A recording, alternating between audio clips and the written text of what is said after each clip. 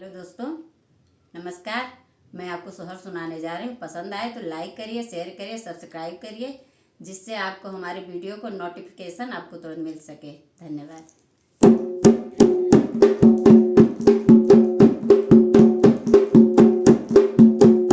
ससुराल से जान छुड़ाना कोई आसान काम नहीं है। ससुराल से जान छुड़ाना कोई आसान काम नहीं है। जब आएगी जरूरे की बेला, जब आएगी जरूरे की बेला, भर आएगा आँखों में पानी। जब आएगी जरूरे की बेला, भर आएगा आँखों में पानी। वो चाहे कितनों महफिल सजी हो, चाहे कितनों महफिल सजी हो, वो बिन सासू के शोभा नहीं है।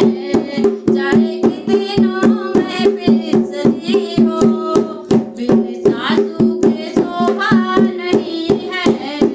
ससुराल से जान छुड़ाना कोई आसान काम नहीं है। ससुराल से जान छुड़ाना कोई आसान काम नहीं है।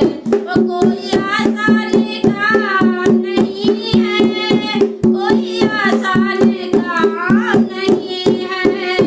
ससुराल से जान छुड़ाना कोई आसान काम नहीं है। ससुराल से जान छुड़ाना कोई आसान काम नहीं है। जब आएगी पीपल की बेला, भर आएगा आँखों में पानी।